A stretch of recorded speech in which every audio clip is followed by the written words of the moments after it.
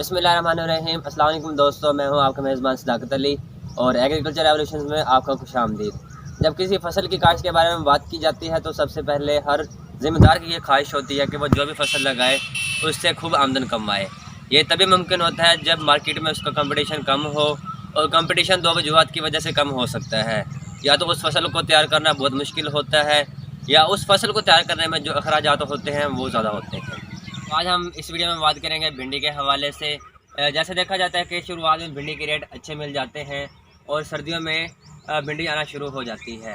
लेकिन जो हमारे सिंध का फार्मर है इसको एक महीना पहले लगा के अच्छा मुनाफा कमा लेता है, क्योंकि वहाँ एक महीना पहले गर्मी आना शुरू हो जाती है, जिससे वहाँ पे बिजाई और जर्मिनेशन अच्छी ले ली जाती है, जिनकी वजह से इनको रेट भी अच्छे मिल जाते हैं।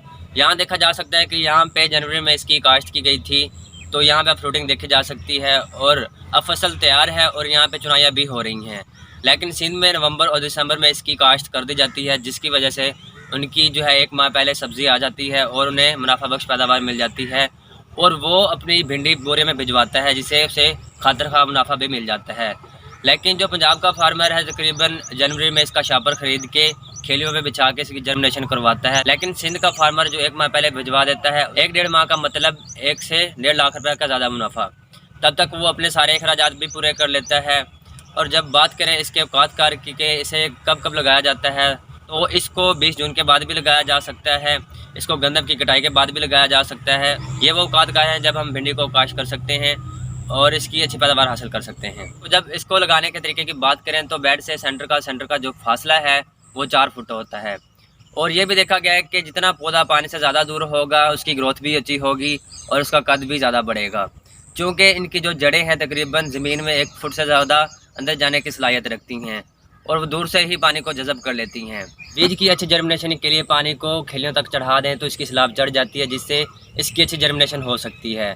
इसके अलावा अगर पानी को 2 बार इकट्ठा लगा दें तो इसकी जर्मिनेशन भी अच्छी हो सकती है। इसके अलावा जैसे ही पौधा बड़ा होता जाएगा, कद करना शुरू कर दे तो पानी का लेवल कम कर दें, ताकि ज़्यादा कद बढ़ने से इसकी फ्लोटिंग पे असर ना पड़े। भिंडी का सबसे बड़ा अहम मसला इसका बीज का उगाव है। जैसे ही दर्जा हरारत ऊपर या नीचे जाएगा तो इसकी जर्मिनेशन मुतासिर होगी, तो इसके लिए फरवरी के एंड में या मार्च के शुरू में इसकी काश्त कर देनी चाहिए, ताकि इसका जर्मिनेशन अच्छा हो सके। जब बात करें शराब बीज की तो फ़ी एकड़ की तरह इस्तेमाल करना चाहिए, तो 5 से 6 किलो फ़ी एकड़ इस्तेमाल कर सकते हैं। इसके अलावा अगर देसी बीज की बात की जाए तो 12 से 13 किलो फ़ी एकड़ इस्तेमाल किया जाता है। लेकिन कुछ फार्मर इससे भी कम इस्तेमाल करते हैं, जिससे पैदावार में कमी आ सकती है। इसके लिए चाहिए कि फ़ी एकड़ में पौधों की तादाद को ज़्यादा से ज़्यादा रखा जाए, ताकि जो हमारी पैदावार है वो ज़्यादा मुतासिर ना हो। इस तरह जब 4 फुट का बेड रखना हो तो पौधों का जो फासला है तकरीबन 4, 5 या 6 इंच रख के पौधे लगा दें। तो अगर देसी बीज इस्तेमाल करना हो तो 2-2, 3-3 बीज उसी फासले पे लगाएं, और अगर हाइब्रिड बीज इस्तेमाल करना हो तो एक बीज उसी फासले पर लगा दें। इसके बाद जब बात करें कि किस ज़मीन में से काश्त किया जा सकता है, इसे उस ज़मीन में काश्त कर सकते हैं जहाँ मूंजी लगाई गई हो, गंदम लगाई गई हो, मकई लगाई गई हो, क्योंकि इन ज़मीनों में पानी जज़ब करने की ज़्यादा सलाहियत होती है। इसके बाद जब खादों की बात कर लें तो शुरुआत में नाइट्रोजनी खादें ज़्यादा डालनी चाहिए, ताकि इसकी ग्रोथ हो सके और फ्रूटिंग तक पौधा चला जाए। और जैसे ही देखा जाए कि पौधा फ्रूटिंग पे जा चुका है तो उसकी नाइट्रोजनी खादें बंद कर देनी चाहिए या इसका इस्तेमाल कम कर देना चाहिए, क्योंकि इसके ज़्यादा इस्तेमाल से कद ज़्यादा से ज़्यादा बढ़ेगा और फ्रूटिंग कम होगी।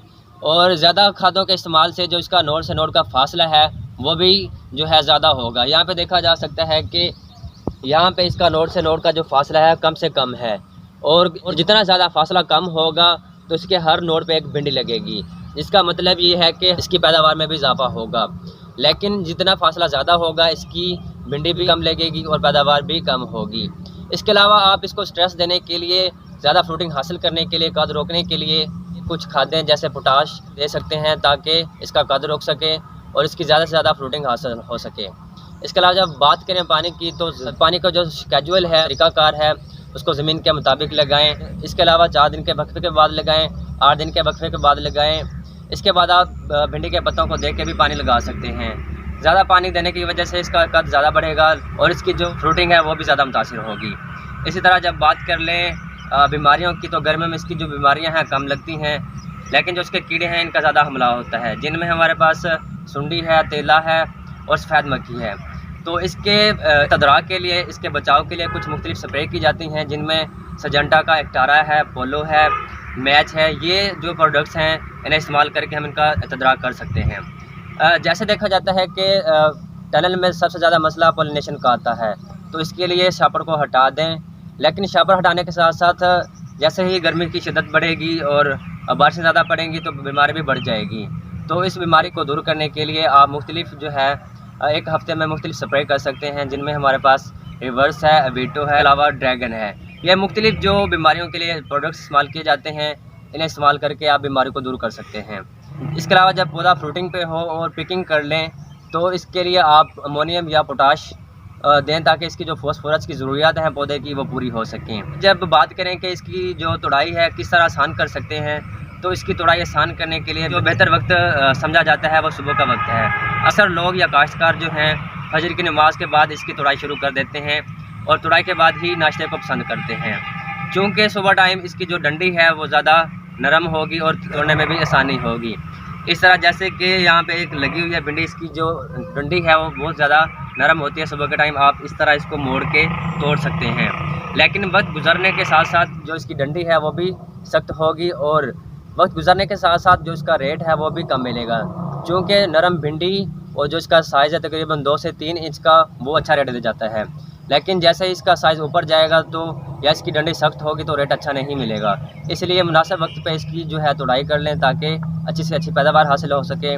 जब आप इसकी तोड़ाई कर लें तो इसकी फ्रूटिंग के लिए कुछ मुख्तलिफ स्प्रे इस्तेमाल किए जाते हैं, जिसमें सजेंटा का इज़ा बयान है, क्वांटस है, एक्स्ट्रा लाइफ का हमारे पास मल्टीप्रो है। ये मुख्तलिफ स्प्रे हैं जो इसकी खुराक के लिए इस्तेमाल किए जाते हैं। इसके अलावा आप इसकी जो तोड़ाई है बार बार करें ताकि पौधे भी फ्रेश रहेंगे और आपकी पैदावार भी बढ़ेगी। इसके अलावा सबसे बड़ी चीज़ जो हमने मद्देनज़र रखनी है, इसके बीज का इंतखाब है। सबसे अच्छा और सर्टिफाइड बीज इस्तेमाल करें और किसी अच्छी कंपनी का बीज इस्तेमाल करें ताकि उगाव में ज़्यादा परेशानी ना आए और उगाव बेहतर हो और हमारी जो पैदावार है वो ज़्यादा से ज़्यादा हासिल हो सके। इसके अलावा आप किसी मालूमात के हवाले से, इसकी काश्त के हवाले से और पैदावार के हवाले से मालूमात जानना चाहते हैं तो आप हमें कमेंट में सवाल पूछ सकते हैं, हमसे रब्ता कर सकते हैं। इंशाल्लाह आपका भरपूर तामन करेंगे। और भिंडी के बारे में सिर्फ इतना ही। उम्मीद करता हूँ आपको हमारी वीडियो पसंद आई होगी। हमारी वीडियो को लाइक भी करें और दूसरों को शेयर भी करें। इसी के साथ मुझे इजाज़त दें। अल्लाह।